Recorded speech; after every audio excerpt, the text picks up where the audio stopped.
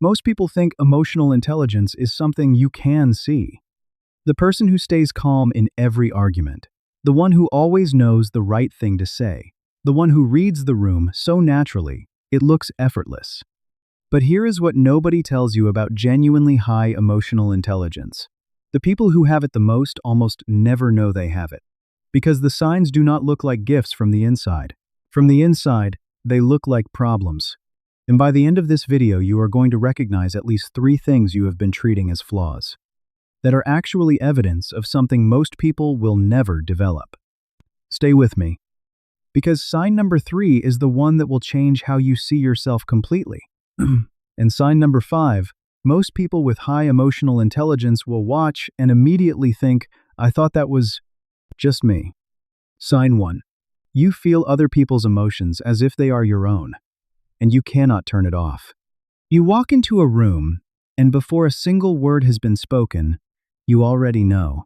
Someone is off today. The tension is real, even though everyone is smiling. Something happened before you arrived, and the air still carries it. You did not figure this out. You did not analyze it. You felt it the way you feel a change in temperature. Immediate, automatic, unchosen. And here is what most people do not understand about this. For most people, emotions are experienced one person at a time. They feel what they feel. They notice what others feel as information, something observed from the outside. But for you, it does not work like that. Someone near you is anxious, and you feel the edges of it. Someone is grieving quietly, and something in you responds before your brain has processed why. Someone is pretending to be fine, and your body knows before your mind catches up.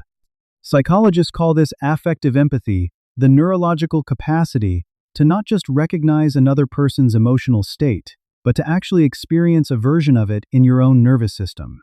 And research shows that people with high affective empathy have measurably different neural firing patterns.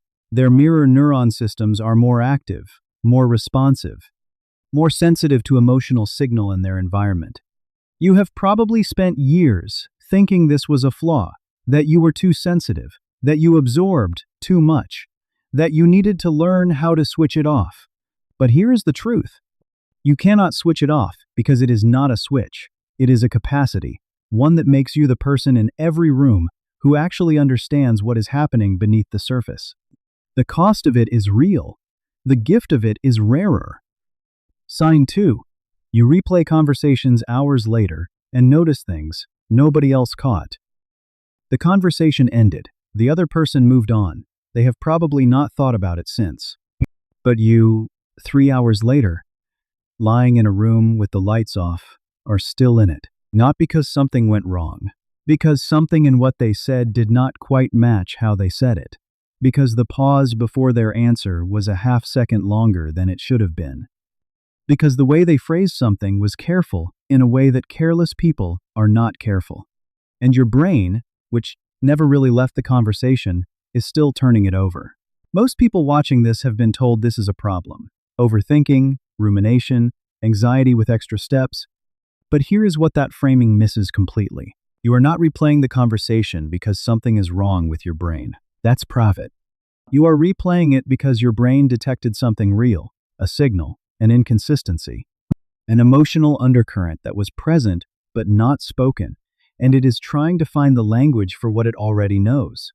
This is called post-event processing, and research in social cognitive neuroscience identifies it as a feature of minds that process social information at a depth beyond the norm.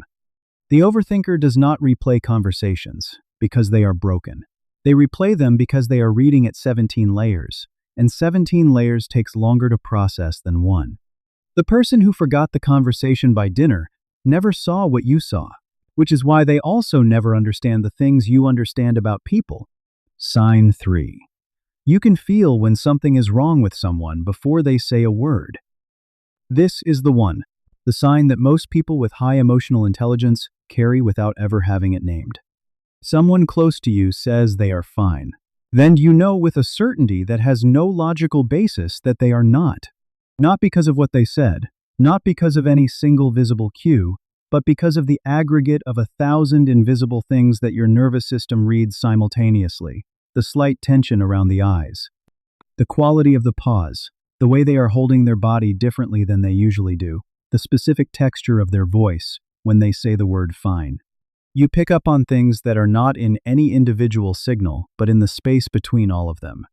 And here is what makes this sign different from the first two. This capacity, the ability to read the emotional truth beneath the presented surface, is something that cannot be taught.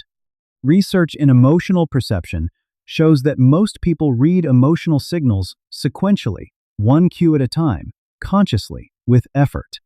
People with extremely high emotional intelligence read them in parallel, all at once, below conscious awareness. The conclusion arrives before the analysis. They do not work out that something is wrong. They just know. Sign 4. You feel things intensely, but almost never show it at the surface. People who know you would probably not describe you as an emotional person.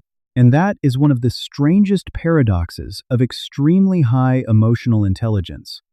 Because inside, the experience is enormous. Something happens and you feel it at a depth that would surprise the people around you. A piece of music, a small act of kindness, a conversation that landed in a way that stays with you for days.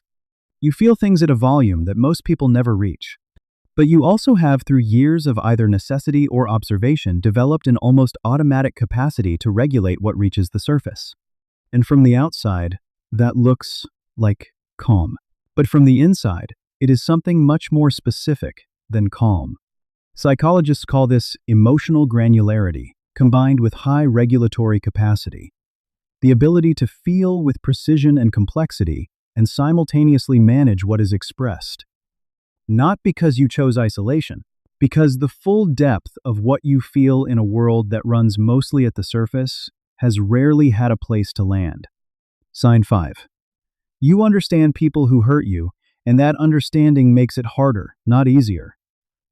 This is the one most people with high emotional intelligence will watch and immediately think, I thought that was just me. Someone does something that hurts you, and instead of the clean, straightforward anger that most people would feel, you feel something much more complicated. You understand why they did it. Not just intellectually, not just as an abstract thing you can explain. You feel the fear that was underneath their behavior. You understand the history that produced their reaction. You can see clearly, involuntarily, without choosing to the wound that generated the wound they gave you. And that understanding, which sounds like a gift, is one of the loneliest things a person can experience. Because most people, when they are hurt, can be angry. Simply, cleanly. The anger is the response, and the response is enough. But for you, the anger arrives, already complicated by the understanding. You can hold your own pain and their reason simultaneously, and you cannot unknow what you know about them. And this specific experience of being hurt by someone and understanding them anyway is perhaps the clearest marker of extremely high emotional intelligence that exists. Most people can do one. Almost nobody can do both. And you have been doing both quietly, invisibly, usually without anyone knowing the work involved, for your entire life. If this video names something you have always felt, but never had the language for this channel, exists for exactly this.